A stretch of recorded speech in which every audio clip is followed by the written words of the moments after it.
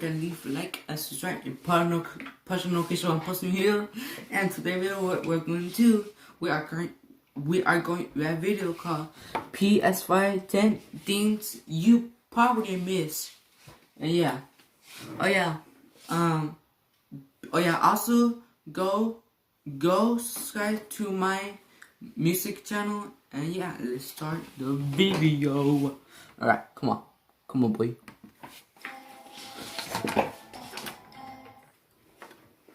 Sony are kicking marketing for the PS5 into gear, as they should, with the console's launch just around the corner now.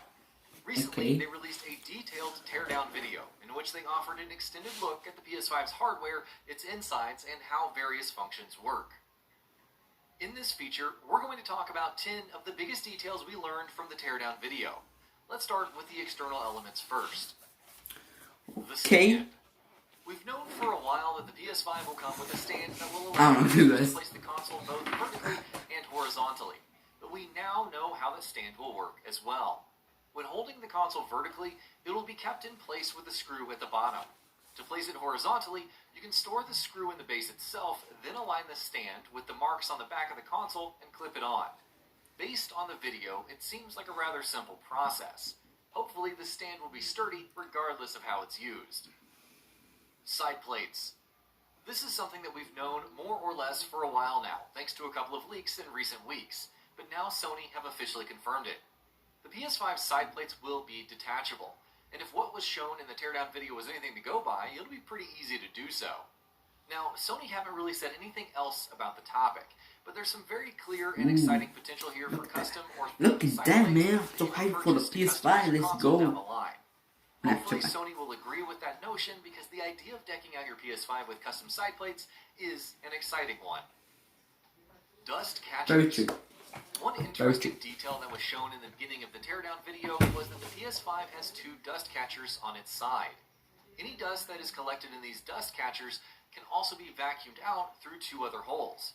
A disclaimer towards the end of the video does say that the dust catchers won't guarantee your console will remain clean, but it'll certainly help keep it clean a little longer than usual. Cooling. There have been quite a few eyes on Sony and how they will tackle the cooling solution for the PS5. That's not only because of the extremely loud PS4 and PS4 Pro, but also the fact that reports had been suggesting that Sony had invested quite a bit of money in a cooling solution for their next-gen console. Based on recent impressions, it's looking like that's paid off, and in the teardown video, we got a look at how it will work as well. The PS5 has a double-sided air intake fan that's 45mm thick and has a 120mm diameter. Oh dang, I did not know that. See people, but, hey, this works. PS5 but school version. We are learning about the PS5. There's a few other things to the PS5's cooling system beyond the fan, such as its ventilation, for instance. And we now know exactly how that will work as well. The entire front of the PS5, along the side plates, has air vents.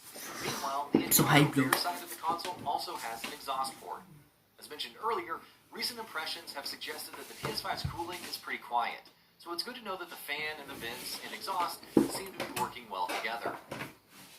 Heatsink. One look at the PS5's heatsink immediately tells you why the console is as large as it is. Combined with the cooling fan, it pretty much defines the console's shape and size. The PS5 has a heat pipe-based heatsink, though Sony have made its shape and airflow to achieve the same performance as a vapor chamber. It's another piece in Sony's elaborate cooling puzzle for the PS5, and based on early impressions, it seems equipped for the task. SoC details. Additional details on the PS5's AMD Zen 2 processor chip were also revealed in the recent teardown video. As Sony's engineering vice president Yasuhiro Otori explained in the video, the PS5's SoC is a small die that runs at a very high clock rate, which produces plenty of heat, as you'd expect. To improve the performance of the thermal conductor and deal with that heat, Sony have gone with an interesting solution. So let's talk about that for a little bit. Liquid metal. Instead of a paste-style thermal interface material, or TIM, which sits between the SoC and the heatsink, Sony have opted to use liquid metal for the cooling in the PS5. As Otori explained in the video, the liquid metal TIM will, quote, ensure long-term, stable, high cooling performance.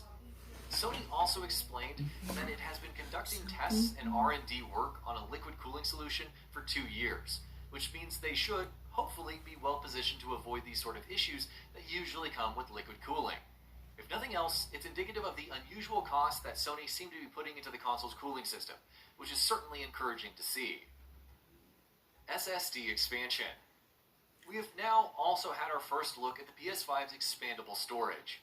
The console has a slot on its side once you remove the side panels and shows an NVMe M2 SSD expansion slot.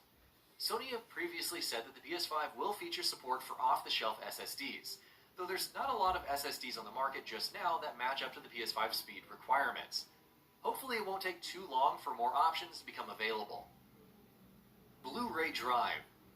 This, of course, is not applicable to the PS5 Digital Edition. The Ultra HD Blu-ray drive that will come in the other PS5 model was shown off in the teardown video as well. The drive has been designed to reduce noise and vibration when a disc is spinning inside, thanks to 2 layers of insulators and a sheet metal case. The drive is also quite thick, which of course explains why the PS5 Digital Edition is noticeably slimmer than the PS5 console with a disc drive.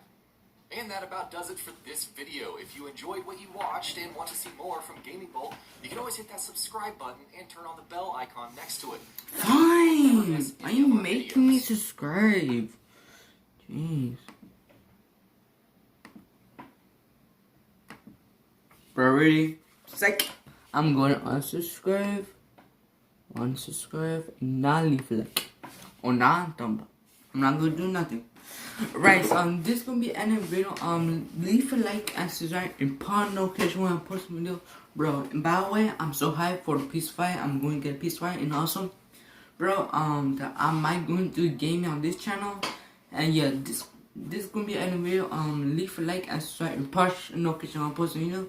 And also leave a comment below. Should I wear glasses on my videos?